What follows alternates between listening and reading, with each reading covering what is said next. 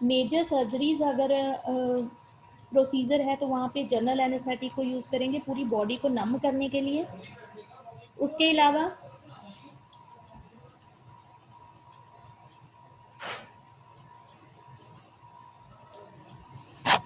अलावा general anaesthetic जो है वो क्या है, हमारा जो नेचुरल न्यूरोट्रांसमीटर है, जो हमारी बॉडी में नेचुरल सिस्टम है, गाबा सिस्टम, जिसको हम गामा अमाइनो ब्यूटारिक एसिड बोलते हैं, वो जो न्यूरोट्रांसमीटर है ये वो एक इनहिबिटरी न्यूरोट्रांसमीटर है, मतलब हमारी बॉडी की सभी एक्टिविटीज़ को इनहिबिट करता है, वो रोकता है होने से।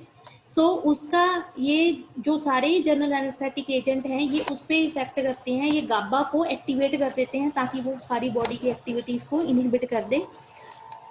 जनरल एनेस्थेटिक एजेंट्स 3 हमने पढ़ लिए थे, 3 हम आज करेंगे। सबसे पहला जनरल एनेस्थेटिक जो आज हम करने वाले हैं वो है मीथोहेक्सिटल सोडियम।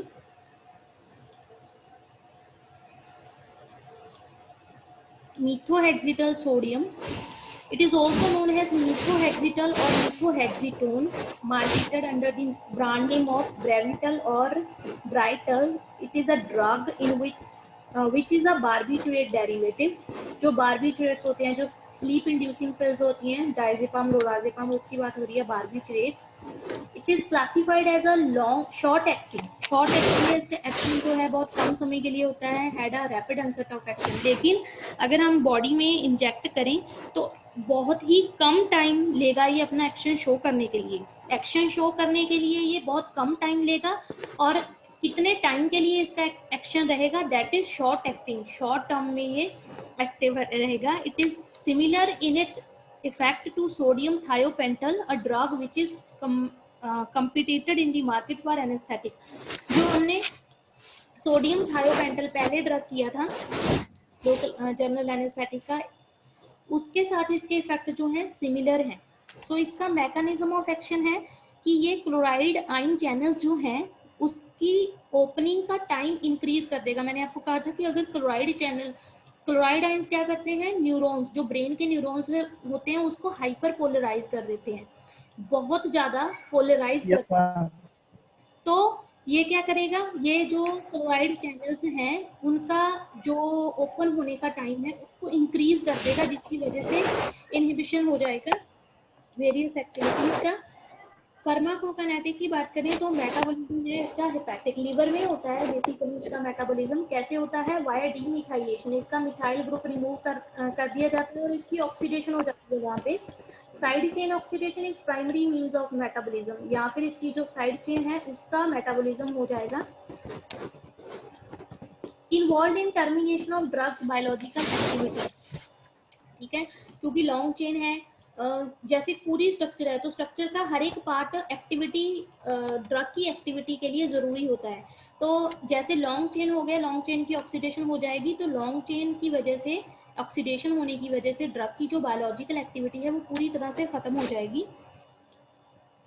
अगर यूजेस देखें मीथोहेक्सिटल के, so it is use to induce anaesthesia. ये तो मतलब इसका पहला यूज तो है ही कि ये it is used as an general anaesthetic agent, लेकिन in the form of sodium salt की फॉर्म में हम इसको जनरल एनेस्थेटिक यूज करते हैं। It is only used in hospital और similar settings under strict supervision. हाँ, तो ये इजीली अवेलेबल नहीं होता, इसको मतलब एक तो खरीदने के लिए और यूज़ करने के लिए इसको बहुत ही स्ट्रिक्ट रूल्स फॉलो करने पड़ेंगे, और दूसरा स्ट्रिक्ट सुपरविजन होगी कि कहाँ पे इसको यूज़ कर रहे हैं। It has been commonly use to induce deep sedation और general anaesthesia for surgery and dental procedure. एक तो सर्जरी के लिए और एक अगर डेंटल कोई सर्जरी है वहाँ पे इसको यूज़ करते हैं। टू इंड्यूस स्लीप और sedation, sleep like condition. So unlike many other barbiturates, methohexital actually lower the seizure threshold, a property that make it particularly useful when anesthesia is provided for an convulsive therapy and rapid recovery rate with consciousness being gained within 3 to 7 minutes after induction and full recovery within 30 minutes is a major advantage। हाँ, उन्होंने कहा है कि जो बार्बिट्रेट हैं, जैसे अगर हम कंपैरिजन करें दूसरे बार्बिट्रेट के साथ, तो सीजर थ्रेशोल्ड को कम करता है। ये मतलब क्या है कि जो कन्वर्सिव एक्टिविटीज थी बार्बिट्रेट्स की जो कन्वर्जिंग एक्टिविटीज़ थी बाकी के बार्बिट्रेट्स की, इसके साथ वो जो प्रॉब्लम है इसके साथ वो रिलेटेड प्रॉब्लम नहीं है। और दूसरा क्या है, रिकवरी टाइम 3 से 7 मिनट तक इंडक्शन होने के बाद 3 से 7 मिनट तक ये अपना एक्शन देगा, ये पूरी तरह से सेडेशन कॉज कर देगा और 30 minute full recovery with in 30 minutes. और अगर जब हमारा जब जो भी सर्जरी हम कर रहे हैं वो डन हो गया तो 30 मिनट्स के अंदर अंदर पेशेंट पूरी तरह से रिकवर हो जाएगा, इसका इफेक्ट पूरी तरह से खत्म हो जाएगा। नेक्स्ट जो हमारा एजेंट है that is trichloroethylene. So ethylene, ये तो ट्राइक्लोरो मीन्स 3 क्लोरीन है, यहाँ पे 3 क्लोराइड आइंस जुड़े हुए हैं। इथिलीन, इथ का मतलब 2 कार्बन है, लीन का मतलब ई जो पीछे हुआ है, लीन का मतलब है double bond. So it is chemical compound trichloroethylene is a halocarbon, halogen attached है, chloride halogen है, commonly used as an industrial solvent। इसको basically industrial solvent की तरह use किया। It is a clear colorless non flammable liquid with a chloroform like sweet smell। इसकी chloroform like smell है chloroform की तरह, और non inflammable liquid है ये।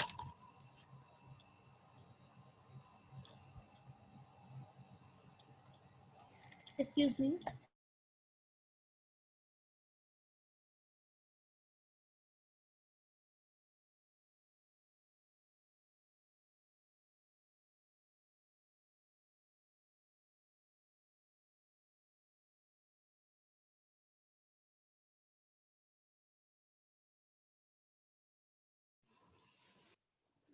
तो IUPAC नेम है इसका ट्राइक्लोरोइथिलीन, एंड इंडस्ट्रियल जो शॉर्ट नेम्स हैं बाकी के नेम्स को इसके हैं लाइक TCE, ट्राइक्लोर, ट्राइक और ट्रिकी और ट्राई आदि के नाम हैं।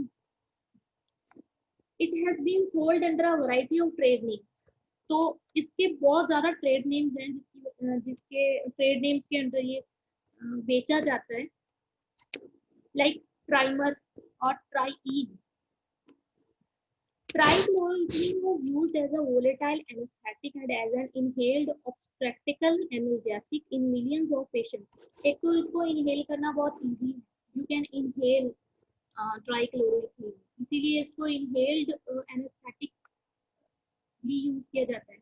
इनहेलेशन के बाद ये एनाल्जेसिया कॉज करता है, पेन जो है पूरी तरह से खत्म कर देगा, और मिलियंस ऑफ पेशेंट्स में इसको यूज किया गया है।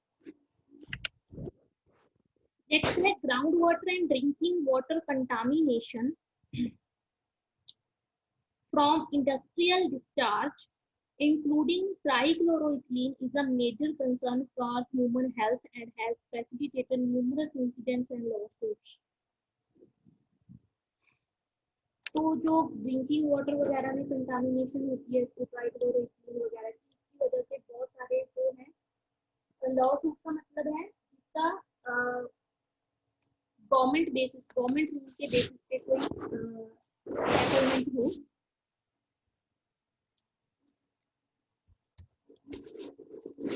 मैकेनिज्म ऑफ एक्शन इसका, क्योंकि ये इनहेल किया जा सकता है, ये सांस सांस के साथ हम अंदर ले सकते हैं, इनहेल किया जा सकता है। When inhaled it produces central nervous system depression, central nervous system की एक्टिविटी को ये कम कर देता है, डिप्रेस कर देता है, रिजल्टिंग इन जनरल एनेस्थीसिया, जिसके कारण एनेस्थीसिया कॉज होता है।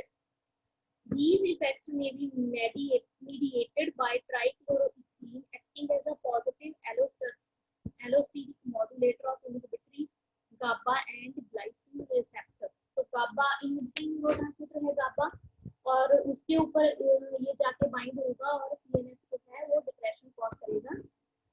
Its high blood solubility results in less desirable, slower induction of anesthesia। तो क्योंकि ये ब्लड में बहुत ज्यादा सॉल्युबल है, इसकी वजह से induction of anaesthesia, anaesthesia like condition cause होने में थोड़ा स्लो है ये। At slow rate it is relatively non irritating to respiratory tract, higher concentration result in tachypnoea. तो बेसिकली जो जर्नल एनेस्थेटिक्स हैं उनकी अगर आइडियल प्रॉपर्टी देखी जाए तो सबसे पहले हम यही देखते हैं कि वो नॉन इरिटेंट होना चाहिए और वो टॉक्सिक नहीं होना चाहिए। वैसे तो हर एक जनरल एनेस्थेटिक हो चाहे लोकल एनेस्थेटिक हो, कम से कम जिसके हो दैट इज यूजफुल। तो ये इसका एक साइड इफेक्ट ये है कि ये नॉन इरिटेटिंग है। अगर इसको हम यूज करते हैं तो नॉन इरिटेशन होती है रेस्पिरेटरी ट्रैक की, और ये हार्ट डिसीजेस वगैरह भी कॉज करता है। यूजेस देखें तो जब से इसकी डिस्कवरी हुई थी तब से तो ये एज अ सॉल्वेंट ही यूज किया गया है ऑर्गेनिक मटेरियल्स के लिए। वेरियस ऑर्गेनिक रिएक्शंस में इसको एज अ सॉल्वेंट यूज किया है। So when it was first widely produced in 1920 में इसके बारे में पता चला था। So it was majorly used to extract vegetable oils from plant। तो कुछ प्लांट्स थे जैसे सो प्लांट, कोकोनट और पाम प्लांट है, इनमें से वेजिटेबल ऑयल्स को निकालने के लिए, एक्सट्रैक्शन करने के लिए इसको एज अ सॉल्वेंट यूज किया गया था। दूसरा यूज इसका फूड इंडस्ट्री में था, यहाँ पे कॉफी डिफिकेशन के लिए इसको यूज किया गया और फ्लेवरिंग एक्सट्रैक्ट्स बनाने के लिए यूज किया गया। होप्स एंड स्पाइसेस से फ्लेवरिंग एक्सट्रैक्ट्स बनाने के लिए इसको यूज किया गया। होप एक फ्लावर है जो एक हुमोलुलस लोकोफुलस एक प्लांट है जो होप्स जो है उसका उस प्लांट का फ्लावर है। It has also been used for removing residual water in production of 100% ethanol। तो इथेनॉल में से वाटर निकालने के लिए भी इसको यूज किया जाता है ताकि हमें 100% इथेनॉल मिल सके। आपको पता है 70%, 80%, 95% इथेनॉल होती है, जिसका मतलब है कि 100 अगर ml की बात हो तो उसमें 95% इथेनॉल है, बाकी का वाटर है। सो 100% इथेनॉल बनाने के लिए 100% इथेनॉल बनाने के लिए उसमें से वाटर निकालना बहुत जरूरी है। तो वो वाटर निकालने का काम ट्राइक्लोरोइथिलीन का है बहुत सी प्रोसेसेस में। So it has also been used as a dry cleaning solvent. जो आप ड्राई क्लीनिंग करवाते हो अपने सूट्स वगैरह की, वहाँ पे भी इसको एज अ सॉल्वेंट यूज किया जाता है। Although replaced in 1950s by tetrachloroethylene, इसके बाद ट्राइक्लोरोइथिलीन के बाद एक और इसका आइसोमर आया टेट्राक्लोरोइथिलीन। उसके बाद इसका जो यूज है वो कम हो गया, बट स्पॉट क्लीनिंग के लिए, किसी चीज को क्लीन करने के लिए, अगर कोई दाग लग गया है तो किसी जगह पे वहां पे क्लीन करने के लिए इसको यूज किया जाता है अभी भी। It has also been used in United States to clean kerosene fueled rocket engines। हाँ, तो रॉकेट इंजन को क्लीन करने के लिए, क्योंकि इसकी स्पॉट क्लीनिंग प्रॉपर्टी है, तो यूनाइटेड स्टेट्स में इसको अभी भी यूज किया जाता है।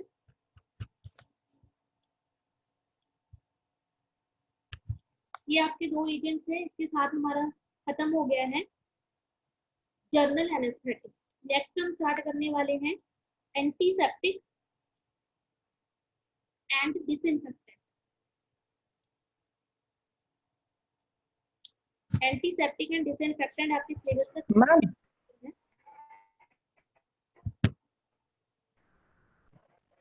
एंटीसेप्टिक एंड डिसइंफेक्टेंट जो है आपके सिलेबस का सबसे पहला चैप्टर है। तो एंटीसेप्टिक डिसइंफेक्टेंट क्या होती है और ये कैसे काम करती है, हम आज की जो बेसिक इंट्रोडक्शन है वो आज करने वाले हैं। सबसे पहले अगर हम बात करें स्टरलाइजेशन की, स्टरलाइजेशन प्रोसेस क्या है। स्टरलाइजेशन प्रोसेस आपने माइक्रोबायोलॉजी में अच्छे से पढ़ोगे, स्टरलाइजेशन कैसे करते हैं हम और उसका क्या मतलब है। So sterilization is basically forming a article, surface or medium bacteria free।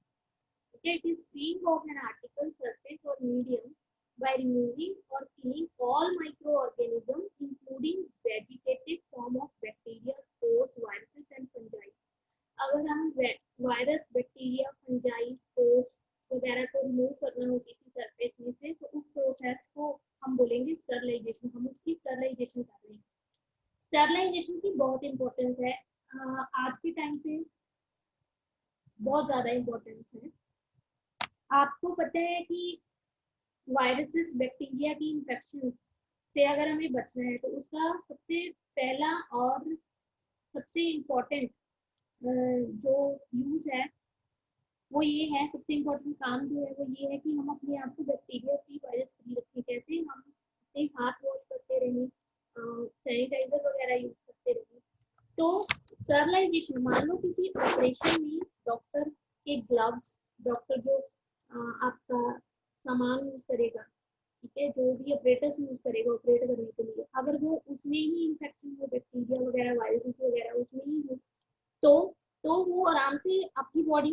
हो जाएंगे बैक्टीरिया और बहुत ही फैटल कंडीशन हो सकती है आपके लिए भी, आपकी हेल्थ के लिए भी। तो बहुत जरूरी है कि जो सामान डॉक्टर यूज कर रहा है, जो ऑपरेटर डॉक्टर यूज कर रहे हैं, वो बैक्टीरिया फ्री हो। जिस रूम में आपका ऑपरेट हो रहा है वो साफ हो, रूम बैक्टीरिया फ्री हो। जिस बेड पे आप लेते हो, जिस सीट पे आप लेते हो, वो बैक्टीरिया फ्री हो, वायरस फ्री हो, इन्फेक्शन फ्री हो।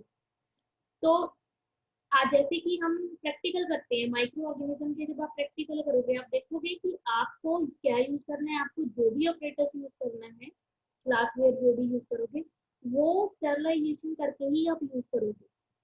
जो आप ग्लास के ऑपरेटर्स यूज करोगे उसको आप स्टरलाइज करते हो अवन में।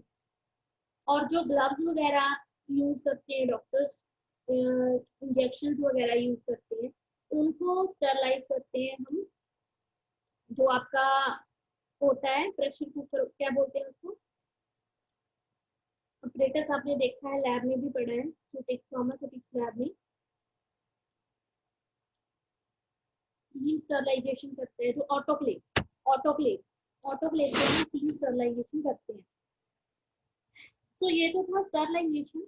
डिसइंफेक्टेंट की बात करें तो इट इज द डिस्ट्रक्शन और inhibition of growth of all pathogenic organism on non living surface. Non living surface पे अगर किसी चीज को रिमूव करना है तो वहां पे हम डिसइंफेक्टेंट प्रोसेस यूज करते हैं और डिसइंफेक्टेंट यूज करते हैं हम। ऐसे ही अगर एंटीसेप्टिक की बात करें, so these are chemical substances which inhibit the growth or kill microorganisms on living surface such as skin and mucous membrane. अच्छा, अगर डिफरेंस आ जाए एंटीसेप्टिक और एंटीबायोटिक में, एंटीबायोटिक भी तो वही काम करते हैं, माइक्रो ऑर्गेनिज्म को किल करते हैं। तो क्या डिफरेंस है? एंटीसेप्टिक माइक्रो ऑर्गेनिज्म को किल करते हैं लेकिन on external basis.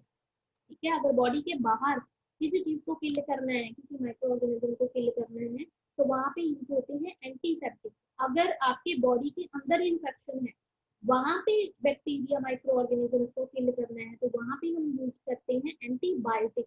which is a basic difference between antiseptic and antibiotic. They both perform the same activity, but this is the difference that one is used on external basis and other one is used on internal basis inside your body. So next है properties of good anaesthetic. Good anaesthetic की properties क्या होती है? ये वही properties हैं जो सभी चीज, अगर मान लो एंटीसेप्टिक की बात करें, गुड एंटीसेप्टिक की प्रॉपर्टीज क्या होंगी, वो भी यही होंगी। गुड डिसइंफेक्टेंट की प्रॉपर्टीज क्या होंगी, वो भी यही होंगी। So it should B Seidel, मतलब ये किल करना चाहिए, ये एक्टिव होना चाहिए। ठीक है, सिडल का मतलब है जो काम इसका है, जैसे एंटीसेप्टिक का काम है टू किल बैक्टीरिया, जो इसका काम है उसमें ये एक्टिव होना चाहिए। Non staining and good order. Non staining, एक तो स्टेन नहीं होनी चाहिए, जहाँ पे इसको यूज किया वहां पे ये स्टेन ना पैदा करे।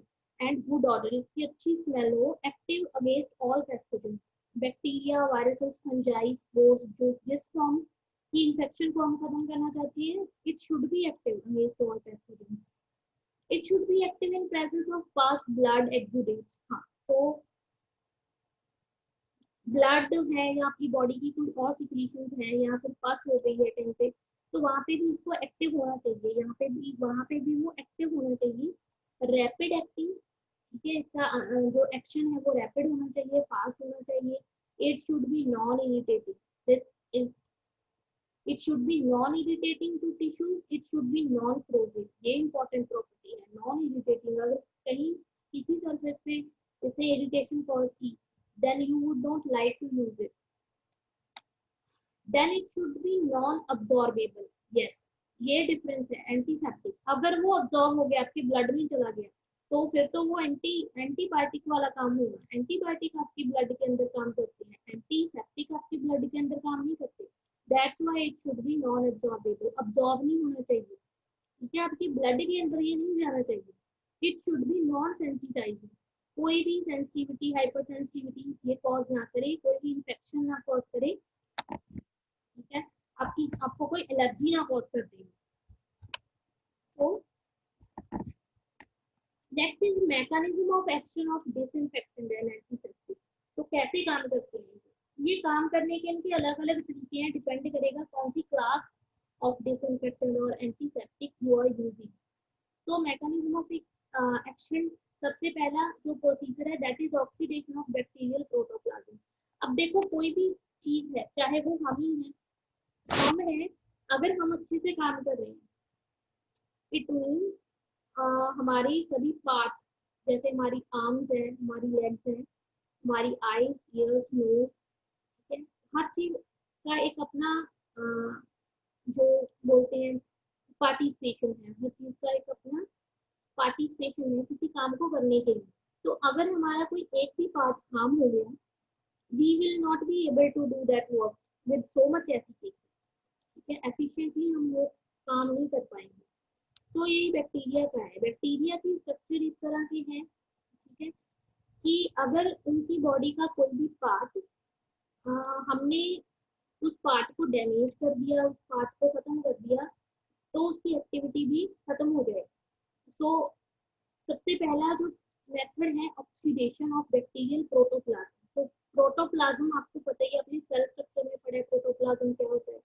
तो प्रोटोप्लाज्म जो है वहाँ उसमें वो उसको वो उसकी ऑक्सीडेशन कर देगा। सबसे पहला मैकेनिज्म है, अगर कोई एजेंट हम ऐसा यूज कर रहे हैं जो ऑक्सीडेशन कर सकता है, तो वो बैक्टीरियल प्रोटोप्लाज्म की ऑक्सीडेशन कर देगा। इसकी एग्जांपल है पोटेशियम परमैंगनेट और हैलोजेंस और peroxide, hydrogen peroxide H2O2। Next है कोएगुलेशन और डीनेचुरेशन ऑफ बैक्टीरियल प्रोटीन्स। ये बहुत ही ब्रॉड स्पेक्ट्रम मैकेनिज्म है, बहुत सारी एंटीबायोटिक्स भी इसी मैकेनिज्म को फॉलो करती है। Coagulation of bacterial proteins, bacterial protein को डीनेचुरेट कर देगी। प्रोटीन तो बहुत ही इंपॉर्टेंट पार्ट है, हमारे डीएनए भी प्रोटीन है, हमारे सेल्स का पार्ट है प्रोटीन। सो प्रोटीन जो है, अगर अगर जो प्रोटीन है उसकी डीनेचुरेशन कर दें, उसका नेचर जो है नेचर उसको हम खत्म कर दें, तो इट मीन एक्टिविटी भी खत्म हो जाएगी। And disturb cell membrane, cell membrane को ये खत्म कर देगा, सेल मेम्ब्रेन को खराब कर देगा।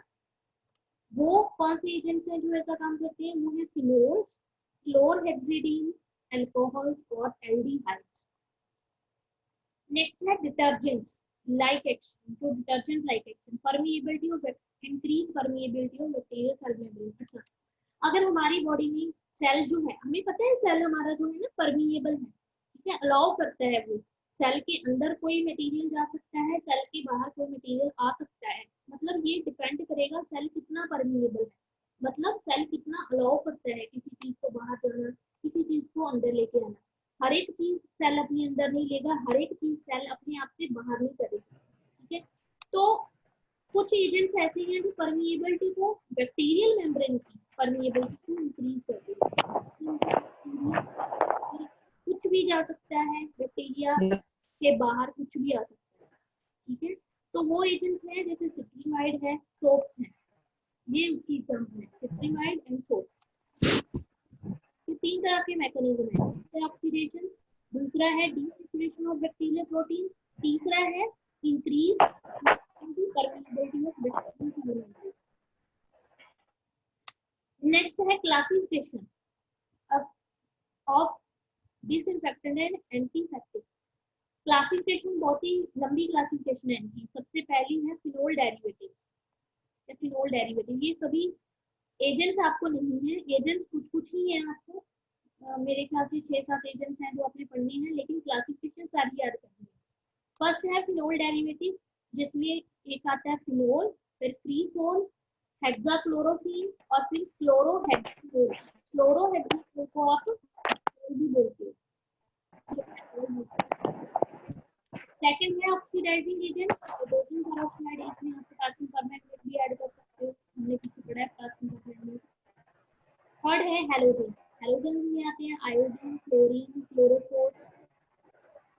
फिर आता है ट्राइग्रेनाइट, जिसमें आता है क्लोरोहेक्सिन। फिर आता है क्वाटरनरी अमोनियम कंपाउंड, जिसमें आता है सिट्रीमाइड, बेंजीन क्लोराइड, ये बेंजीन बेंजीन क्लोराइड।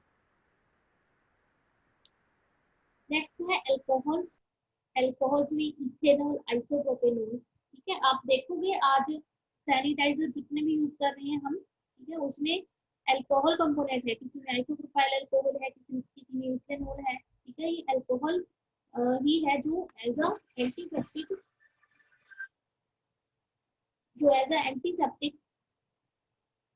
हम यूज करते हैं।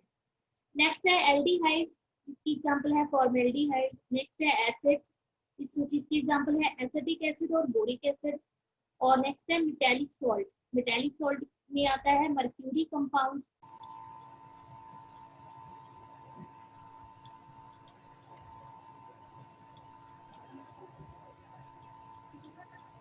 हेलो,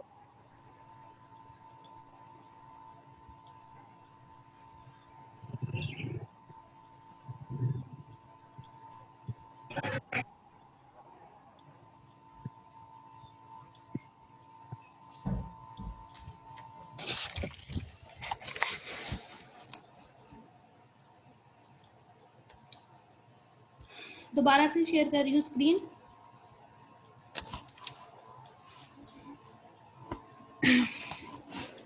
मेटेलिक सॉल्ट्स में मर्क्यूरी कंपाउंड्स हैं, जिसमें सिल्वर और जिंक सॉल्ट्स आ गए। डाइज की बात करें तो डाइज में जेंशियन वायलेट आ गया, एक्रीफ्लेविन और प्रोफ्लेविन, हेमिंग सल्फेट।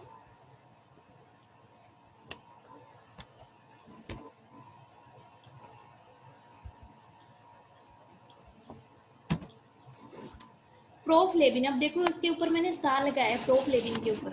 इसका मतलब है कि इसकी आपको स्ट्रक्चर भी याद करनी है, ठीक है, और इसका आईयूपीएसी नेम भी याद करना है। स्ट्रक्चर और आईयूपीएसी उसी का नाम याद करना है जिसके ऊपर स्टार है। तो आपके सिलेबस में जो एंटीसेप्टिक और डिसइंफेक्टेंट चैप्टर है उसमें सिर्फ एक ही कंपाउंड के ऊपर स्टार है, दैट इज प्रोफ्लेविन। सो देखिए proflavine, it is also known as proflavine.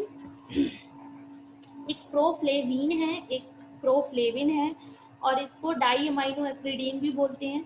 So it is a acriflavine derivative, acridine derivative है ये। हम देखेंगे नेक्स्ट इसकी स्ट्रक्चर और एक्रिडीन भी देखेंगे किसको बोलते हैं।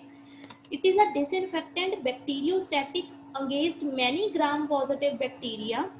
It has been used in the form of dihydrochloride and hemisulfate salt as a topical antiseptic and was formerly used as urinary antiseptic. Urinary antiseptic, अगर यूरिनरी ट्रैक इन्फेक्शन हो गई है आपको, कोई यूटीआई जिसको बोलते हैं, यूरिनरी ट्रैक इन्फेक्शन, उसमें हम इसको यूज कर सकते हैं प्रोफ्लेविन। बेसिकली ये सॉलिड है, सॉलिड फॉर्म में एग्जिस्ट करता है, ठीक है। येलो नीडल्स फॉर्म करता है अल्कोहल के साथ। इसके सोल्यूशन ब्राउनिश होते हैं, और जब हम उसको डाइल्यूट करते हैं सोल्यूशन को, तो फ्लोरेसेंट एक्टिविटी है, वो चमकता है सोल्यूशन, उसकी फ्लोरेसेंट एक्टिविटी है, फ्लोरेसेंस आपने पढ़ा होगा जब कोई चीज चमकती है। मेल्टिंग पॉइंट है इसका 285 डिग्री सेल्सियस, और ये इथेनॉल और वाटर में सॉल्युबल है, और प्रैक्टिकली इनसॉल्युबल है बेंजीन और ईथर में। It is practically insoluble in benzene and ether.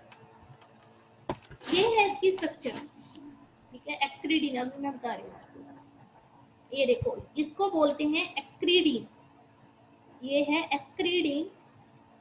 अब इसकी स्ट्रक्चर देखो क्या है, एक्रिडीन 3,6 डाइअमीन। अब देखो इसकी नंबरिंग कहाँ से होती है, इसकी नंबरिंग होगी यहाँ से 1 2, this carbon is 3, and this is 4, this is 5, this is 6, this is 7, 8, this is 9, and this is 10. अब देखो थर्ड पोजीशन पे अमीन ग्रुप है और 6 पोजीशन पे अमीन ग्रुप है, सो इट इज 3,6 डाइअमीन। अदरवाइज ये मॉलिक्यूल क्या है, ये है एक्रिडीन, जो मैंने आपको बताया, ये पूरे को हम क्या बोलते हैं, एक्रिडीन।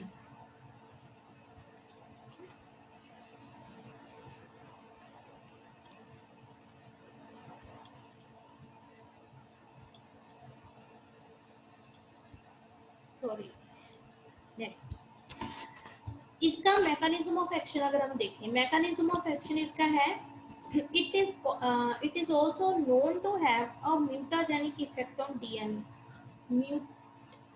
अच्छा, आपने म्यूटेशंस पढ़ी होंगी। म्यूटेशंस का मतलब है म्यूटेशंस ऑफ डीएनए। जब बायोलॉजी पढ़ी होगी तो वहां पे वर्ड आया होगा म्यूटेशन ऑफ डीएनए। तो क्या होता है, डीएनए की सीक्वेंसिंग जो है, ठीक है, नॉर्मल से जब वो डिवाइड करता है, डिवाइड होता रहता है, सॉरी डिवाइड नहीं बोलते उसको, उसको बोलते हैं कॉपीज बनती हैं जब उसकी, तो उसका जो सीक्वेंस है उसमें चेंजेस आ जाते हैं, ठीक है, म्यूटेशन, तो हम बोलते हैं म्यूटेशन हो गई है, ठीक है, म्यूटेशन हो गई है। तो it have a mutagenic effect on DNA, mutation cause कर देता है ये डीएनए सीक्वेंसिंग को चेंज कर देगा by intercalating between nucleus acid base. कैसे इंटरफेयर करता है, न्यूक्लियस बेस पेयर जो होते हैं आपके एडिनोसिन गुआनिन वगैरह, जो बेस पेयर होते हैं डीएनए में, उसमें ये इंटरफेयर करेगा। It differ from most other mutagenic component by causing base pair deletion और base pair insertion and non substituents. या तो ये बेस पेयर जो है उसको डिलीट कर देगा कुछ बेस पेयर्स को, या जो बेस पेयर है उसमें कुछ इंसर्ट कर देगा, ठीक है, कोई और कंपोनेंट इंसर्ट कर देगा। So in the presence of light, proflavine can induce double standard breaks in DNA. तो ये क्या करेगा, ब्रेक कर देगा डीएनए को, उसके जो डबल स्टैंडर्ड्स हैं उनको ब्रेक कर देगा। अगर लाइट की प्रेजेंस में हम वो यूज करें तो it can induce double standard breaks in DNA. Breaks कहीं कहीं पे ब्रेक्स, ब्रेकेज हो जाएगी डीएनए सीक्वेंस में।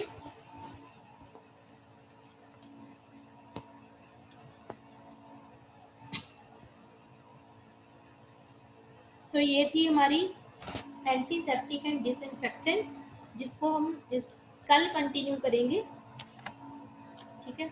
बाकी आप जो रह गए उसको पिछला जो है उसको साथ साथ लेके चलना, लोकल एनेस्थेटिक को रिवाइज करना, जनरल एनेस्थेटिक, और जितना आज तक। मैम हाँ बोलो निखिल। मैम बुक का नाम, मैम बुक का, मैम राइटर का नेम बता दीजिए मैम। बुक ले, वो मैं आपको बता दूंगी, ठीक है, वो बता दूंगी एक दो दिन में आपको, बुक आपको कौन सी फॉलो करनी है, ठीक है। का नेम क्या है आपकी आवाज नहीं आ रही निखिल अच्छे से।